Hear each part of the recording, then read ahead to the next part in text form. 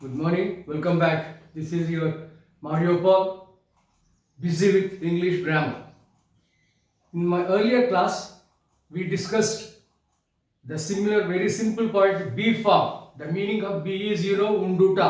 Be happy, be busy, be active, be regular. Okay ఆ B నుంచి derive అయినటువంటి మిగతా ఫార్మ్స్ గురించి డిస్కస్ చేసాం మనం. The present tense of be is, am, are. The spelling may be different, pronouns may be different, but the meaning is same. I am here, Ravi is here, the boys are here. The meaning is same. Yesterday I was here, they were somewhere. Been, it has been raining. వర్షం పడుతూ ఉంది, ఉండుట ఉంది. Okay being busy, బిజీగా ఉండడం వల్ల, being tired అయిపోయి ఉండడం అంటే అర్థం కదా. సో ఇది మనం నేను డిస్కస్ చేసాం యామ్ అనేది. Today we will concentrate on this particular is అంటే కూడా ఉండడమే. The meaning of that is present tense. Only when you speak about present tense, that too when you speak about the singular form. దీనికన్నా ముందు ఒక important point చెప్పాలనుకుంటున్నాను చూడండి. Singular, plural. S stands for singular, ఏకవచనము. P stands for plural, బహువచనము. S అన్నది ప్రతి verb లో కూడా నిక్షిప్తమై ఉంటుంది. S యొక్క అర్థము మనం సింగులర్ గురించి మాట్లాడుతున్నామని అర్థం అన్నమాట. సింపుల్ ఎగ్జాంపుల్ చూసుకోండి.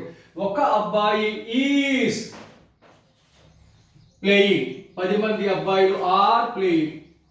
నిన్న ఒక అబ్బాయి వాస్ ప్లేయింగ్, 10 మంది అబ్బాయిలు were playing.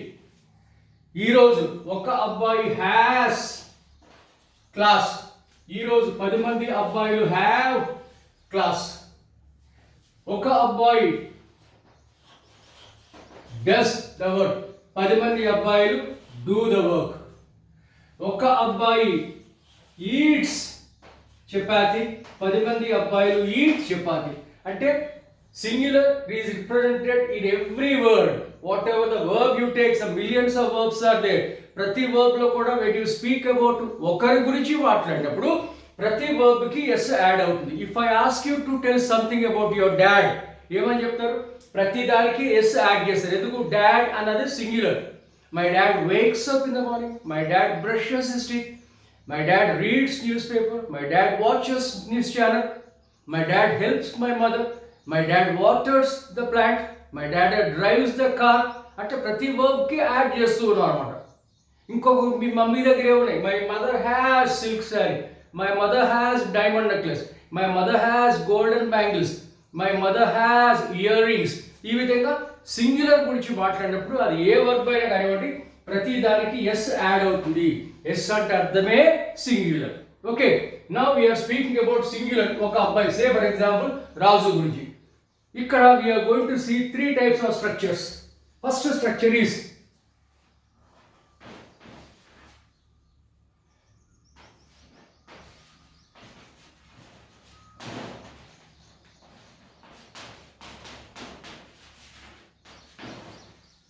Raju a thief? అంటే సబ్జెక్ట్ యొక్క కాంప్లిమెంట్ అన్నమాట. అంటే రాజు థీఫ్ ఒకటే, ఆ కర్త గురించి మనం మాట్లాడుతున్నాం. సబ్జెక్ట్ కాంప్లిమెంట్ అంటారు దాని అన్నమాట. So is Raju a thief? Answer ఏంటిది? Raju is a thief. Raju isn't a thief. Raju isn't Raju.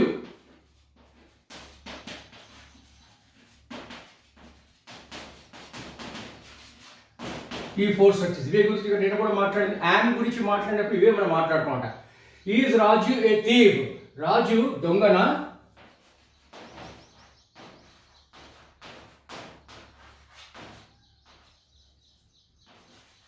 రాజు దొంగ. రాజు దొంగ కాదు. రాజు దొంగ కాదా? ఈ స్ట్రక్చర్స్ అంతే కదా. ఓకే అదే విధంగా is Raju a lecturer, is Raju a fruiterer, is Raju a vendor, is Raju a doctor, is Raju a covid patient. అవునైతే yes Raju is a covid patient, no Raju is covid patient, Rani is covid patient. Okay, దొంగ కాదా, నేను దొంగ అనుకున్నాను. ఈజింట్ రాజు ఏ థీఫ్, అతను teacher అంటారు కదా, కాదు కాదు కాదు, ఈజింట్ హీ ఏ టీచర్, ఉపాధ్యాయుడు కాదా. ఆ విధంగా సబ్జెక్ట్ ఈక్వల్ సప్లిమెంట్ గురించి మాట్లాడేటప్పుడు ఈ స్ట్రక్చర్ మనం యూజ్ చేస్తాం. ఇంకా రెండో పాయింట్ వచ్చేసరికి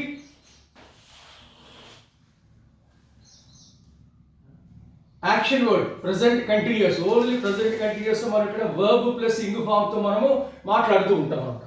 ఓకే,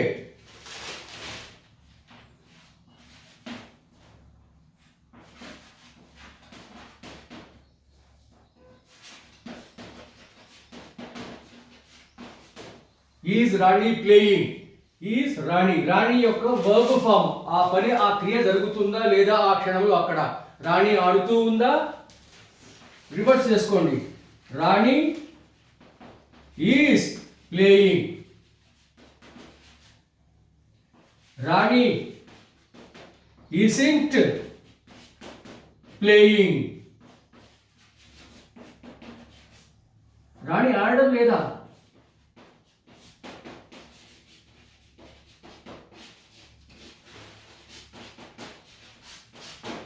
ఇక్కడ పై దాంట్లో ఏంటి మనం మాట్లాడుతుంది, ఓన్లీ స్థితి, ఒక సబ్జెక్ట్ గురించి మాట్లాడుతున్నాం. అతను డాక్టరా కాదా, ఆమె నర్సా కాదా, అది కోవాక్సినా కాదా, అది ఫుట్బాల్ మ్యాచా కాదా, అది శాంసంగ్ టీవీయా కాదా, ఓకే, అది ఆండ్రాయిడ్ టీవీయా కాదా, అంతవరకే మనం మాట్లాడుకున్నాం.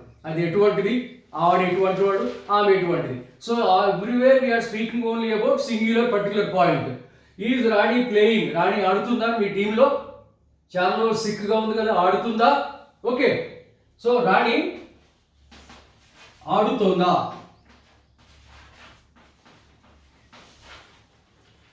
రాణి ఆడుతుంది, రాణి ఆడడం లేదు. ఏంటి, రాణి ఆడడం లేదా.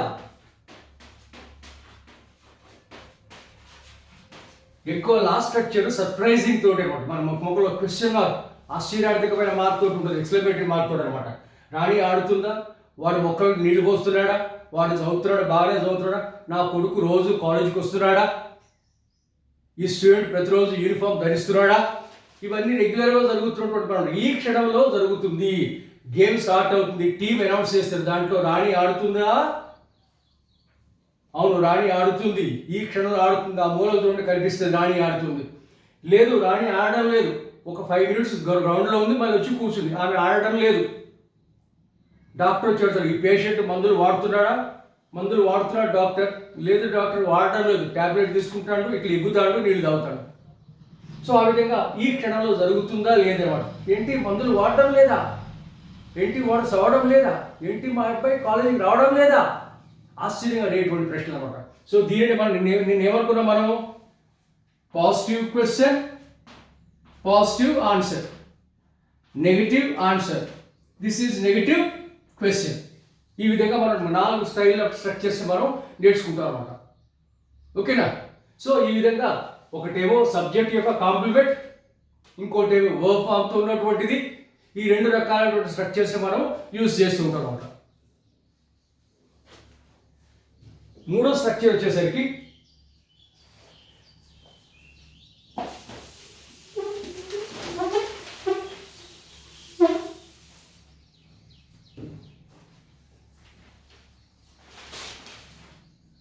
ఇక్కడ మనం అడ్జెక్టివ్ గురించి మాట్లాడుతూ ఉంటాం, క్వాలిఫైర్ అంటే వీటి అనమాట. Okay, is Roja, is Roja happy, happy, happy అన్నది రోజా యొక్క అడ్జెక్టివ్ని క్వాలిఫై చేసింది, రోజా యొక్క నేచర్ని క్వాలిఫై చేసింది. ఆమె హ్యాపీగా ఉందా, yes Roja is happy, Roja isn't happy, isn't Roja happy. వీటిని అడ్జెక్టివ్స్ అంటారు, క్వాలిఫైయర్స్ అంటారు అన్నమాట. Okay, is he busy, is he A lion. Is he rich? Is he fat? Is he sick? Is he active? Is he busy? Is he poor? Is he weak? Is he tall? Is he short? ఈ విధంగా ఏంటిది ఒక noun యొక్క qualify చేస్తున్నాము. Qualifier అంటే ఏంటిది? విశేషణము. తెల్లని పాలు, తెల్లని అన్నది విశేషణం. నల్లని ఆవు, నలుపు అన్నది ఒక విశేషణం, ఎడ్జెక్టివ్. అంటే ఏంటిది? You are qualifying the noun. So ఈ ఎడ్జెక్టివ్స్ రూపంలో కూడా మనం మాట్లాడుతున్నాడు. అతను సిక్కా? Is he sick. అతను యాక్టివ్ ఉన్నాడా? Is he active? లేడు. Isn't he active? యాక్టివ్గా లేడా? వాడి దగ్గర మస్తు పైసలు ఉంటాయి కదా. Is he rich? లే, అంత సీన్ లేదు వాడికి. Isn't he rich? రిచ్ కాదా అర్థం. రిచ్ అయితే yes he is rich, we can have friendship with him. ఆ విధంగా ఈ 3 రకాల స్ట్రక్చర్స్ గురించి మాట్లాడదాం. ఫస్ట్ పాయింట్ ఏమనుకున్నాం మనం? నౌన్ యొక్క కాంప్లిమెంటు. రవి అన్న వ్యక్తి ఒక మేనేజరా కాదా? ఓకే, నువ్వు తిన్న ఫ్రూట్ మ్యాంగోనా కాదా? Fruit mango. సెకండ్ స్ట్రక్చర్ ఏంటి? ఆ క్షణంలో జరుగుతున్నటువంటి పని. ఈ క్షణంలో జరుగుతున్నటువంటి పని. మంచి ప్రోగ్రామ్ వస్తుంది జెమినీ ఛానల్లో. Are you watching Gemini channel? Are you watching the cabinet ministers meeting? Are you watching the traffic jam? ఏం జరుగుతుంది ఈ క్షణంలో? Okay, is the police checking the vehicles check చేస్తున్నాడా ఈ క్షణంలో? అంతే కదా. Am I teaching? ఈ క్షణంలో. Are you following? ఈ క్షణంలో. Is he following? ఈ క్షణంలో. So we're speaking about single person, ఏకవచనం గురించి మాట్లాడుతూ ఉన్నాము. అండ్ థర్డ్ వన్ ఏంటిది? Adjective, qualifier. ఒక నౌన్ ఎటువంటిది? Is mango sweet? నువ్వు తిన్నావు కదా. Is it sweet? ఈ క్షణంలో తిన్నావు కదా, టెంకాయ పడేస్తున్నావు కదా. Is it sweet? అబ్బో చాలా తీయగా ఉంది. It is sweet. Mango is sweet. ఆ మ్యాంగోకి అంత సీన్ లేదు. Mango isn't sweet. Isn't mango sweet? ఎంతో కష్టపడి కొల్లాపూర్ నుంచి తెప్పించిన ఈజంట్ ఇట్ స్వీట్? లేదు. ఓకేనా? ఈ 3 రకాల స్ట్రక్చర్స్ గురించి మనం మాట్లాడుకుందాం. Thank you for listening to me. If my teaching is catchy, please subscribe. Bye.